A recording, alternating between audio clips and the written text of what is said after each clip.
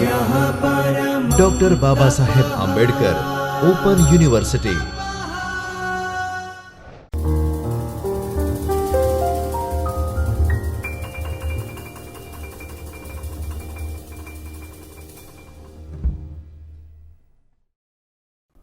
નમસ્તે વિદ્યાર્થી મિત્રો, હું doctor Swati Shah, associate professor Sanskrit, doctor Baba Saheb Ambedkar open યુનિવર્સિટીના ચૈતન્ય સ્ટુડિયોમાં આપ સર્વેનું સ્વાગત કરું છું.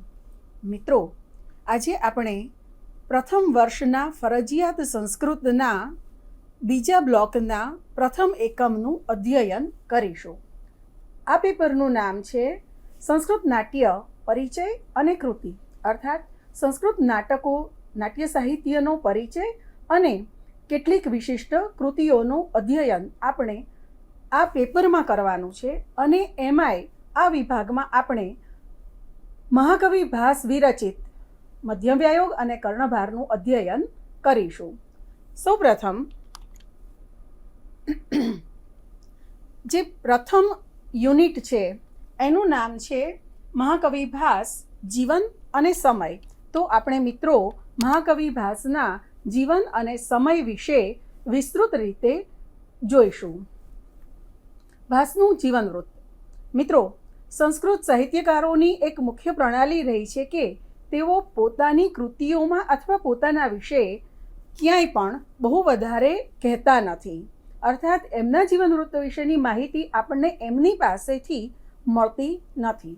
આ સંજોગોમાં આપણે જુદા જુદા પ્રકારે એમના વિષયક માહિતી મેળવવાનો પ્રયત્ન કરવો પડે છે. ભાસ પણ એ જ પ્રણાલીમાં આવે છે અને તેમણે પોતાના વિશે કશું જ સ્પષ્ટપણે ક્યાંય ઉલ્લેખ કર્યો નથી, લખ્યું નથી કે આપણને પ્રાપ્ત થતું નથી. તો ભાસના જીવન વિશે આપણે જાણવું હોય તો આપણને વિવિધ જગ્યાએથી વિવિધ વ્યક્તિઓ દ્વારા જાણવા મળે છે. જેમ કે માલવિકાગ્નિમિત્રમાં કાલિદાસ પ્રારંભમાં જ સૂત્રધાર દ્વારા ઉલ્લેખ કરાવે છે કે પ્રથિત યશસામ ભાસ સૌમિલ્લક કવિપુત્રાદીનામ પ્રબદ્ધાન અતિક્રમ્ય વર્તમાન કવેઃ કાલિદાસસ્ય ક્રિયામિમામ દૃષ્ટમ કથમ પરિષદો બહુમાનઃ.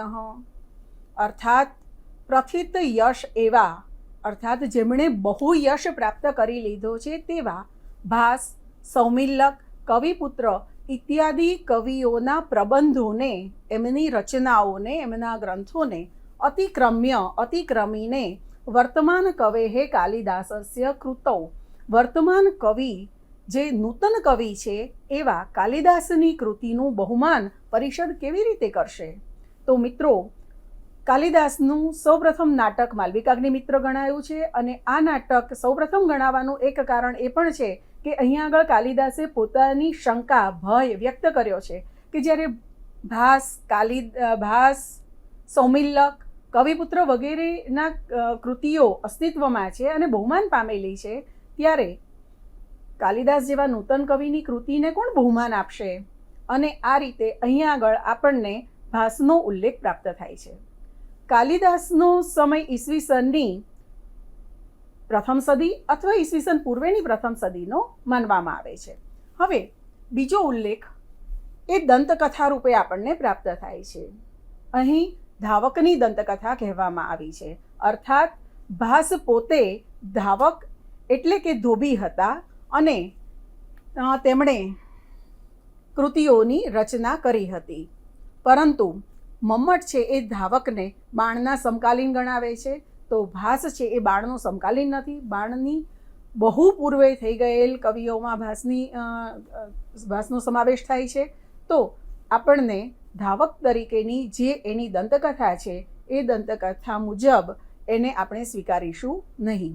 મમ્મટ ધાવક આદિનામ ઇવ ધનમ અથવા બાણાદિનામ ઇવ ધનમ એવી રીતે કાવ્ય પ્રકાશમાં પ્રયોજનના સંદર્ભે ઉલ્લેખ કરે છે એ આપણે જાણીએ છીએ. હવે એ સિવાય આપણને જે બીજો ઉલ્લેખ મળે છે તે ઘટકરપર તરીકેનો છે. ઘટકરપર તૂટેલા ઘડામાં પાણીને ભરી લાવનાર. હવે આ એક જનશ્રુતિ છે. જનશ્રુતિ દંતકથા, લોકમુખે આપણા સુધી પહોંચેલી કથા.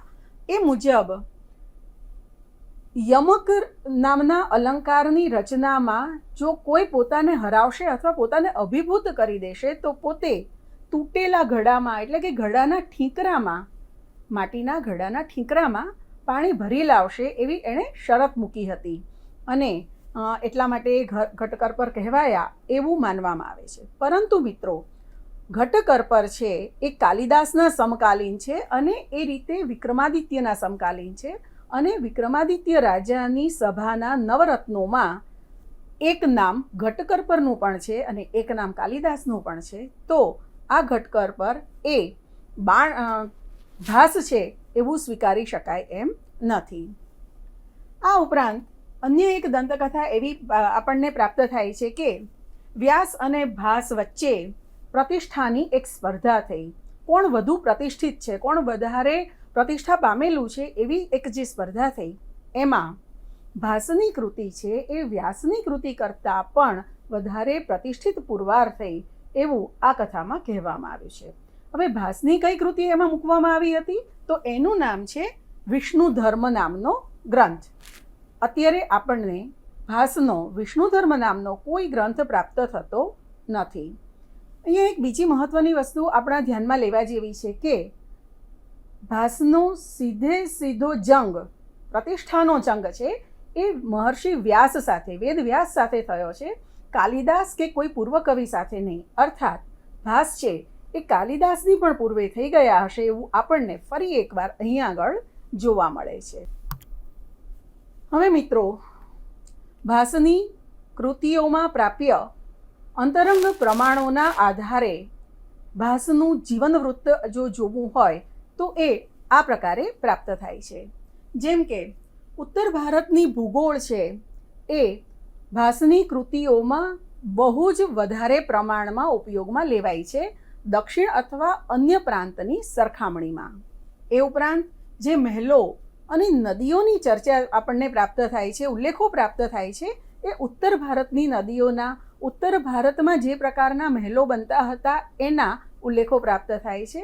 તો એવું માનવામાં આવે છે કે ભાસ છે એ ઉત્તર ભારત સાથે જોડાયેલો કવિ હશે.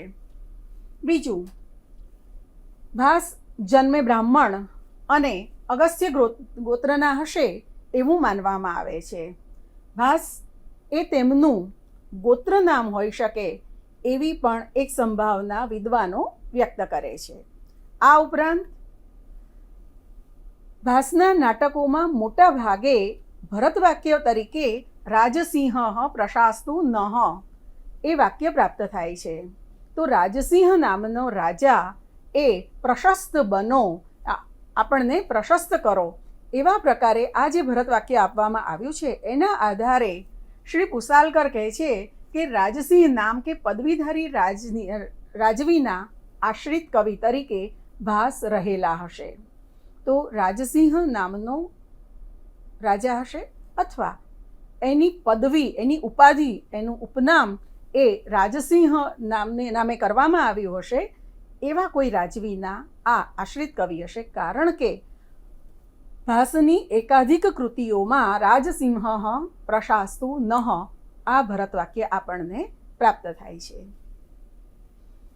એ ઉપરાંત એ જે કૃતિઓ છે એના અંતરંગ પ્રમાણમાં આપણે જોઈ શકીએ છીએ કે ભાસનો જુદા જુદા રાજકુળો સાથે ગાઢ સંબંધ રહ્યો હશે. કારણ તો ત્યાં આગળ પ્રમદવનના ઉલ્લેખો છે, એમાં જે રાજકુમારીઓ ક્રીડા કરતી હોય એવી કંદુક ક્રીડા ઇત્યાદિના ઉલ્લેખો છે. એ ઉપરાંત સમુદ્રગૃહનું જે વર્ણન છે એ એકદમ એટલું બધું અદ્ભુત છે કે જાણે ખરેખર આપણે સમુદ્રગૃહમાં જઈ રહ્યા છીએ. તો આ જે વાસ્તવિક રીતે નિરૂપાયેલા વર્ણનો છે એ દર્શાવે છે કે ભાસ એ રાજવી કુળો સાથે અંતરંગ ઘરોવો ધરાવતા હશે અથવા રાજાઓ સાથે એમના અંગત સંબંધો રહ્યા હશે. આ ઉપરાંત વૈષ્ણવ સંપ્રદાયના તે અનુગામી હશે એવું આપણને એટલા માટે લાગે છે કે તેમની કૃતિઓમાં કૃષ્ણની પ્રશસ્તિ, બળરામની પ્રશસ્તિ, એમના નાંદી શ્લોકમાં એની વાત, આ બધું આપણને પ્રાપ્ત થાય છે. નાંદી શ્લોક તો ન કહી શકાય મિત્રો, પણ નાંદ્યંતે પ્રવિશતિ સૂત્રધારઃ, અને એ સૂત્રધાર પ્રવેશ્યા પછી જે પ્રથમ સ્તુતિ કરે એમાં આપણને બલરામની સ્તુતિ જોવા મળે છે. આ ઉપરાંત શિવની વાત, રામની વાત, આ બધી જ વાતો આપણને એટલા જ ભક્તિભાવપૂર્ણ રીતે ભાસની કૃતિઓમાં પ્રાપ્ત થાય છે. તો આપણે એવું માની શકીએ કે તે સર્વધર્મ સમભાવમાં માનતા હતા, અથવા એમને દરેક દેવતા સાથે, દરેક ભગવાન સાથે, દરેક ઈશ્વર તરીકે ઓળખાતા નામો સાથે એટલો જ સંબંધ હતો. ભાસ વિવિધ શાસ્ત્રોના અભ્યાસી છે. વિવિધ શાસ્ત્રો એટલે કે રામાયણ, મહાભારત, વેદ, અર્થશાસ્ત્ર, જ્યોતિષશાસ્ત્ર, નીતિશાસ્ત્ર, આ બધાના ઉલ્લેખો આપણને એમના નાટકોમાં વિવિધ જગ્યાએ પ્રાપ્ત થાય છે. જ્યાં રાજનીતિની વાત હોય ત્યાં તમને રાજનીતિશાસ્ત્રનો ઉલ્લેખ પ્રાપ્ત થાય છે, અથવા તો રાજાએ કેવું વર્તન કરવું જોઈએ, અથવા રાજકુમારીઓ અથવા રાણીઓ અથવા મંત્રીઓના વ્યવહારો, એ બધા દ્વારા આપણે જાણી શકીએ છીએ કે એ રાજનીતિશાસ્ત્રના અભ્યાસો હતા. જ્યોતિષના ઉલ્લેખો પ્રાપ્ત થાય છે તો જ્યોતિષશાસ્ત્રના અભ્યાસો હતા એવું માની શકાય. એ ધર્મશાસ્ત્રને પણ બહુ સારી રીતે ઉલ્લેખે છે. તો એ વિવિધ શાસ્ત્રોના અભ્યાસી હતા એવું આપણે જાણીએ છીએ, જોઈ શકીએ છીએ. એ ઉપરાંત તેમને જ્યોતિષમાં શ્રદ્ધા છે, કારણ કે તે કેટલીક વખત પોતાના નસીબને કારણે આવું થયું એવું તેમના પાત્રો દ્વારા બોલાવે છે. તો એ જ્યોતિષશાસ્ત્રમાં માને છે. એ ઉપરાંત ગુણગ્રાહી છે, હાજર જવાબી છે, વિદ્વાન છે અને હાસ્યપ્રિય છે. એમના હાસ્ય માટે એવું કહેવાયું છે કે ભાસો હાસઃ. ભાસનું હાસ્ય એટલું બધું સૂક્ષ્મ છે અને એટલું બધું પ્રભાવી છે કે જેમાં તમને ખડખડાટ હસાવતી વાતો ન હોય તો પણ તમારા ચહેરાને અત્યંત સુંદર મજાનું મધુરું સ્માઇલ કરવા માટે એ ફરજ પાડે છે જાણે. અને એ જે નર્મ હાસ્ય છે એ ભાસની વિશેષતા ગણાય છે. તો આ ભાસો હાસ એ જયદેવે કીધું છે, અને જે કૃતિઓમાં આપણને આ જોવા મળે છે તો આપણને લાગે છે કે ભાસ છે એ આ બધા જ ગુણો, આ બધી જ વિશેષતાઓ ધરાવતા હશે. અલબત્ત મેં આગળ કહ્યું તેમ ભાસના જીવન વિશે કોઈ જ આધારભૂત માહિતી એમના પોતાના દ્વારા આપણને પ્રાપ્ત થતી નથી. એટલે આપણે બીજા એમના સમકાલીન અથવા તેમના પછી થઈ ગયેલા કવિઓ, લેખકો કે શાસ્ત્રજ્ઞો દ્વારા જે ઉલ્લેખો પ્રાપ્ત થાય છે તેના આધારે જ ભાસના જીવનને મૂલવવાનો પ્રયત્ન કરવો પડે છે. જે દંતકથાઓ પ્રાપ્ત થાય છે એ દંતકથાઓમાંથી એક પણ સત્યની નજીક હોય એવું માની શકાય તેમ નથી, એમ વિદ્વાનો જણાવે છે. હવે ભાસનો સમય. ભાસના જીવન વિશે જ્યારે કશી જ માહિતી, આધારભૂત માહિતી આપણને પ્રાપ્ત થતી નથી, એ સંજોગોમાં ભાસના સમય વિશે પણ આપણે બહુ જ સહજ રીતે સમજી શકીએ છીએ કે કોઈ સ્પષ્ટ ઉલ્લેખ અથવા કોઈ જ ચોક્કસ પુરાવો આપણને પ્રાપ્ત થતો નથી. ત્યારે આપણે એની પૂર્વ સીમાઓ અને ઉત્તર સીમાઓ દ્વારા ભાસના સમયને નક્કી કરવાનો પ્રયત્ન કરીએ છીએ. અહીં આગળ આપણે જોઈએ તો તે કાલિદાસના પૂર્વવર્તી હતા. કાલિદાસનો સમય ઈસવીસન પૂર્વે 1લી સદી, ઈસવીસન પૂર્વે 4થી સદી, ઈસવીસનની પ્રથમ સદી માનવામાં આવે છે. આ ત્રણમાંથી કોઈક એક સમય એ કાલિદાસનો સમય હશે એમ માનવામાં આવે છે. હવે જો કાલિદાસને આપણે ઈસવીસન પૂર્વે 4થી સદીમાં માનીએ તો ભાસનો સમય છે એ ઈસવીસન પૂર્વે 4થી સદીની પહેલાંનો છે. કાલિદાસના એ બહુ નજીકના પૂર્વવર્તી રહ્યા હશે, કારણ કે કાલિદાસ પોતાની કૃતિમાં જે 3 કવિઓનો ઉલ્લેખ કરે છે એમાં ભાસ, સૌમિલ્લક અને કવિપુત્ર, આ 3નો ઉલ્લેખ છે. અને ત્યારે એમણે યશ પ્રાપ્ત કરી લીધો છે, અર્થાત એમની કૃતિઓ લોક સામાન્ય સુધી પહોંચી ગઈ છે એ આપણે જોઈ શકીએ છીએ. તો કાલિદાસ કરતાં ભાસ એ પહેલાં થઈ ગયા છે, થોડા આગળ થઈ ગયા છે, અને કદાચ ઈસવીસન પૂર્વે 4થી સદીની પહેલાં ભાસને મૂકવા પડે એવું આપણે અહીં આગળ જોઈ શકીએ છીએ. બાણના પૂર્વવર્તી હતા, કારણ કે બાણ હર્ષચરિતના પ્રારંભે તેમનો ઉલ્લેખ કરે છે. અને એટલા માટે જો હર્ષવર્ધનનો સમય ઈસવીસન 606થી ઈસવીસન 646 માનીએ તો બાણની પહેલાં એટલે કે ઈસવીસનની 7મી સદીની પૂર્વે ભાસ અચૂક થઈ ગયા છે એ આપણે સમજી અને સ્વીકારી શકીએ છીએ. આ ઉપરાંત ચારુદત્તમમાં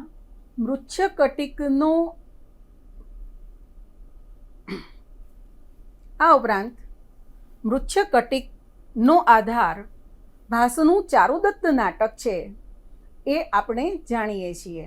અર્થાત ભાસ છે એ શૂદ્રકની પૂર્વે થઈ ગયા છે એવું સ્વીકારવું પડે અને તો તેને ઈસવીસન પૂર્વે 200માં આપણે માનવા પડે.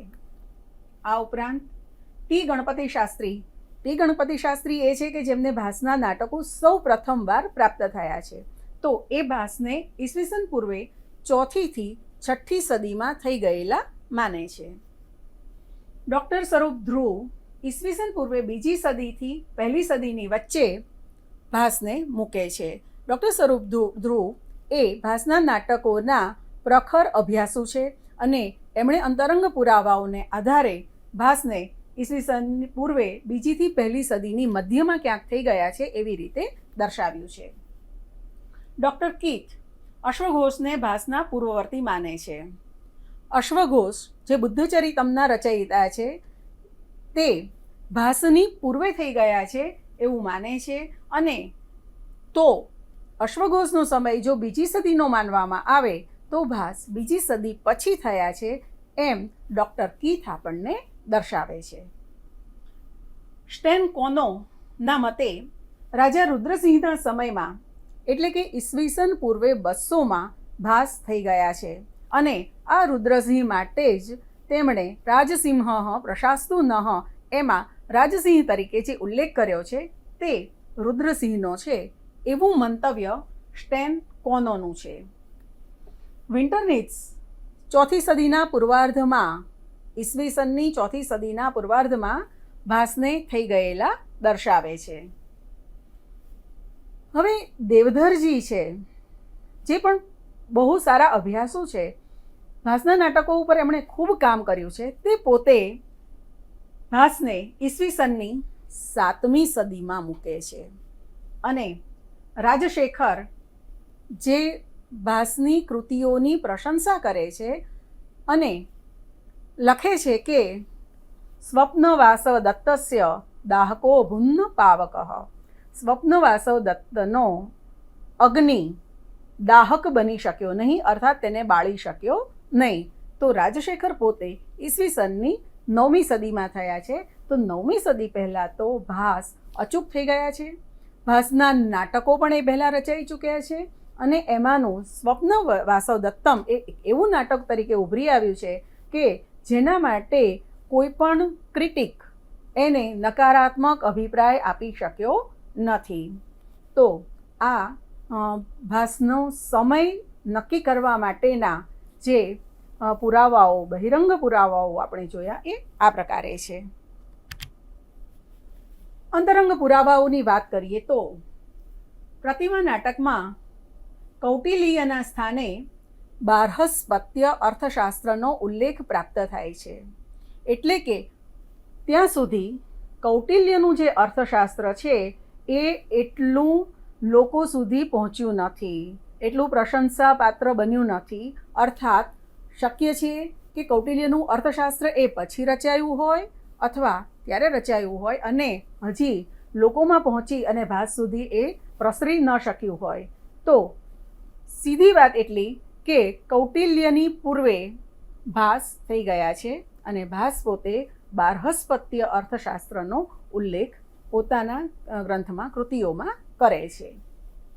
બીજું છે ચાણક્યના અર્થશાસ્ત્રમાં એટલે કે કૌટિલ્ય અર્થશાસ્ત્રમાં આપણને પ્રતિજ્ઞા યૌગંધરાયણનો એક શ્લોક યથાતથ પ્રાપ્ત થાય છે. અર્થાત કૌટિલ્ય અર્થશાસ્ત્રમાં કૌટિલ્યએ પોતે એક શ્લોક પ્રતિમા નાટકમાંથી લીધો છે. જુઓ, અહીંયા આગળ બરાબર પૂર્વાપર સંદર્ભને સમજવો પડશે.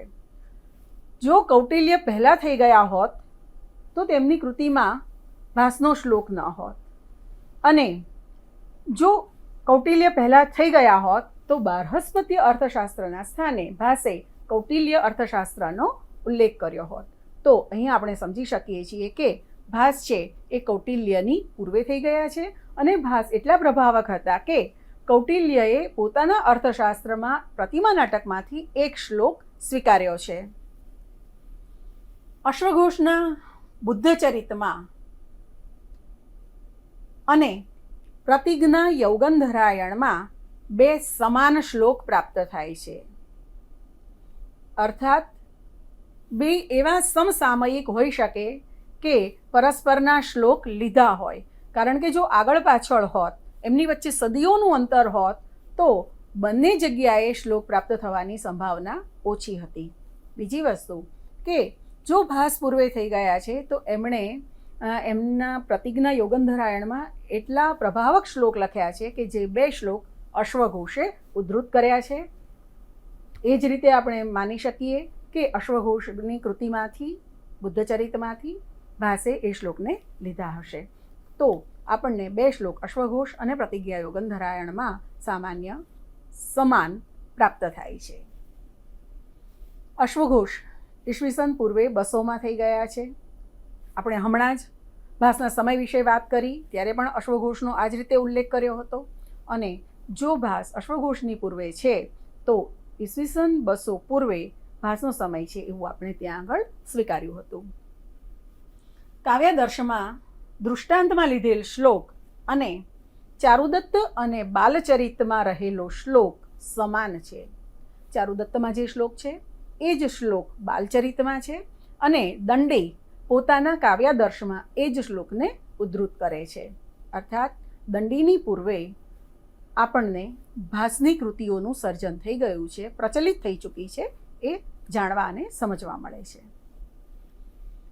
8મી સદીમાં વાક્પતિરાજ જ્વલનમિક્ત તરીકે ભાસનો ઉલ્લેખ કરે છે અને 9મી સદીમાં રાજશેખર ભાસ નાટક ચક્રનો ઉલ્લેખ કરે છે.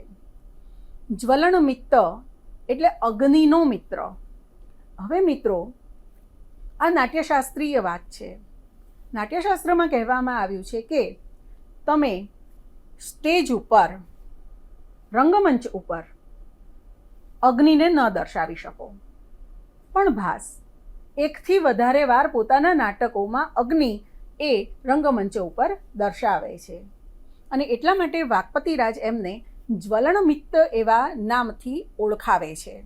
તો વાક્પતિરાજનો સમય 8મી સદીનો છે.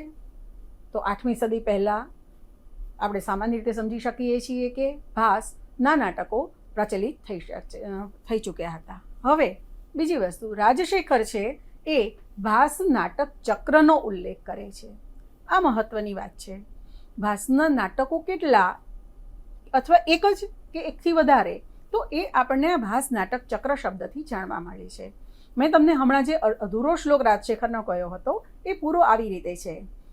ભાસ નાટક ચક્રેપી છેકૈ ક્ષિપ્તે પરીક્ષિતુમ સ્વપ્નવાસવ દત્તસ્ય દાહકો ભુન્ન પાવકઃ.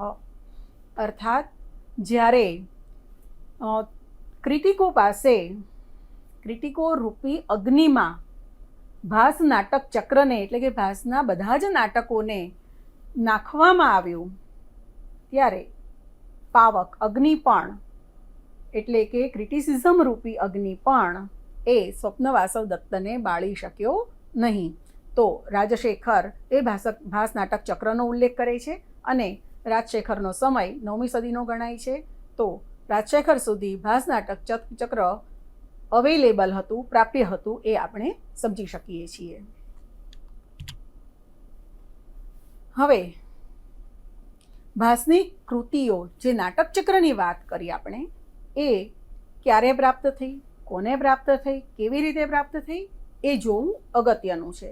તો મિત્રો, ઈસવીસન 1909માં ટી ગણપતિ શાસ્ત્રીને તીર રૂપકો મળ્યા.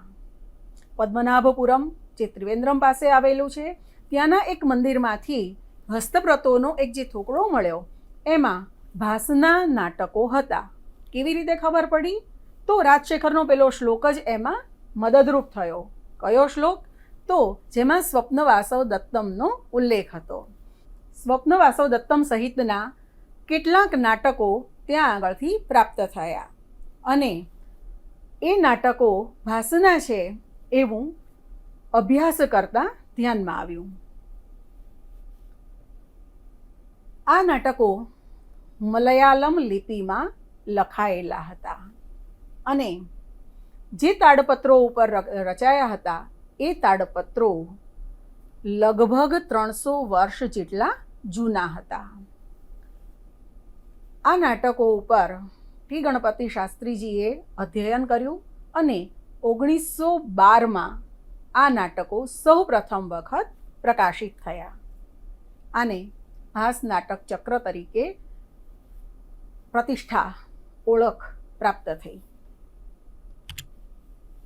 ભાસ નાટક ચક્રમાં કેટલા નાટકો છે? તો આપણે આગળ જોયું તેમ 13 છે. એ 13 નાટકમાં રામાયણ આધારિત 2 નાટકો છે.